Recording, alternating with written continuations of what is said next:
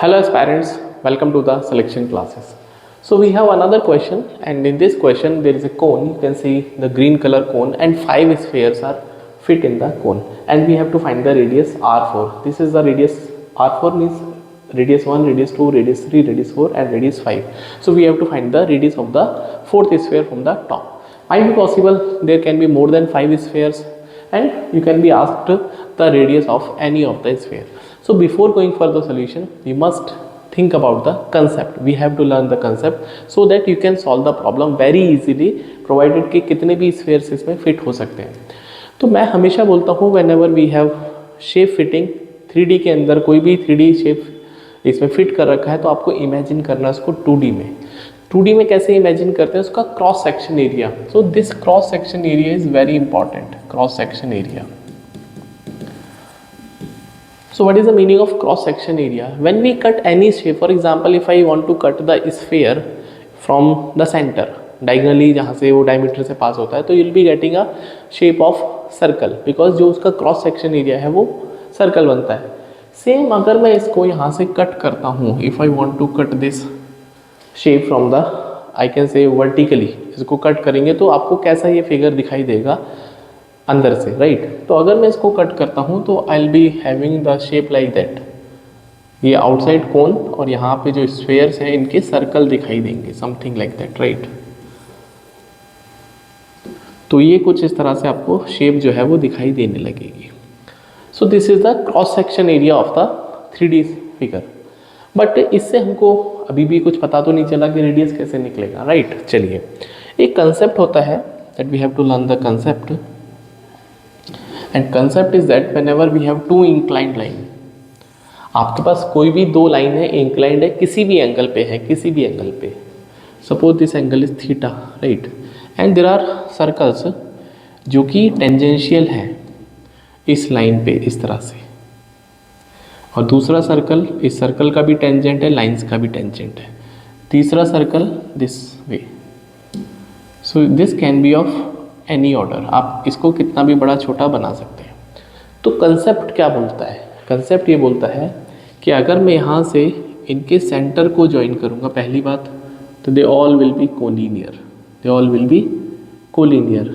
ऐसा हो ही नहीं सकता कि सेंटर से ये लाइन पास ना हो. ये बहुत इंपॉर्टेंट है. ये आपको हेल्प करता है कि जब भी एंगल बनेगा ये हाफ बनेगा. Each angle would be half of the original. ऊपर वाला एंगल भी हाफ बनेगा. ये पहला इंपॉर्टेंट लर्निंग है. दूसरा जो इंपॉर्टेंट लर्निंग है कि अगर मैं इसके रेडियस को R1 मानता हूँ, इसका रेडियस R2 है, इसका रेडियस R3 है, and so on.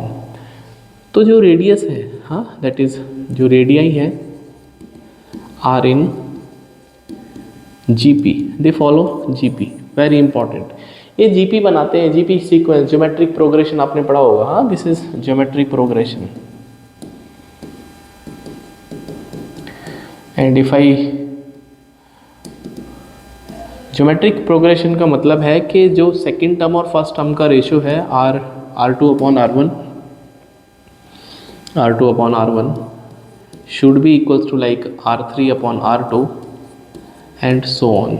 And this is the common ratio. ये कॉमन रेशियो के बराबर होता है. होपफुली आप इतनी बात यहाँ पे समझते होंगे, राइट. तो यही कंसेप्ट है कि जब भी आपके पास दो इंक्लाइंड लाइन है, उसमें आप कितने भी सर्कल फिट कर दीजिए तो जो सर्कल का रेडियाई होगा वो GP बनेगा, राइट. अगर ये इंक्रीजिंग GP बनेगा because every time the subsequent circle का जो रेडियस होगा वो पुराने वाले या पहले वाले से बड़ा होगा, ऑफ कोर्स, राइट. यहाँ तक समझ में आती है. तो अगर मैं इसी कंसेप्ट को लगाऊंगा तो आपको समझ में आएगा. थोड़ा सा GP के बारे में बात करते हैं, geometric progression. So we have the first term, this is second term, this is third term, this is fourth term and this is nth term. तो जो इसकी nth टर्म होती है वो ARn-1. This is the nth term, right. और R यहाँ पे है common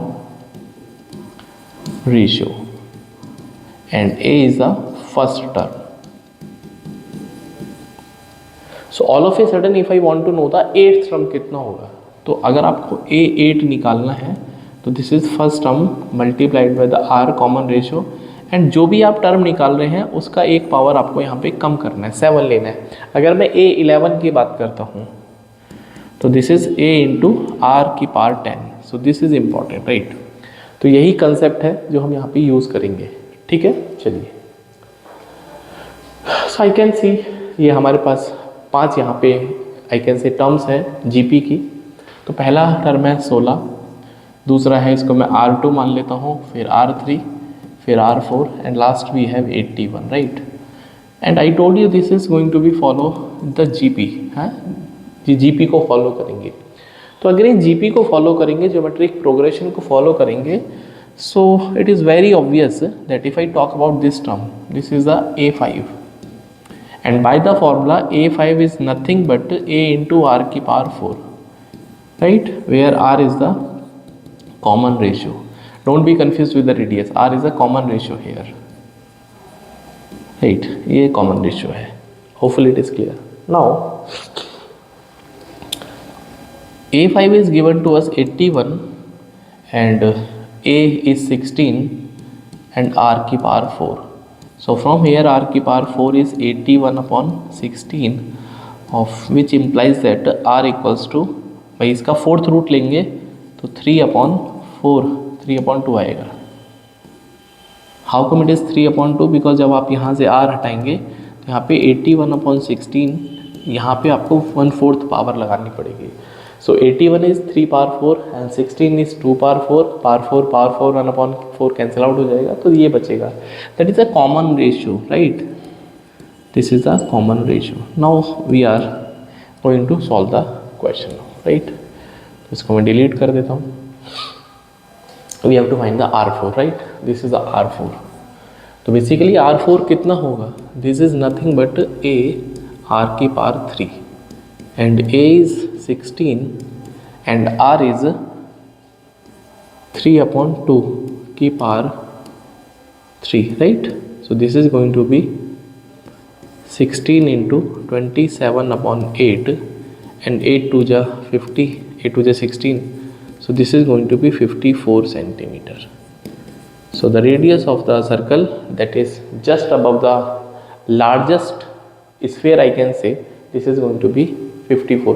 If I am interested in finding the R3 also, so what is the value of R3? So I can say R3 is A times R square.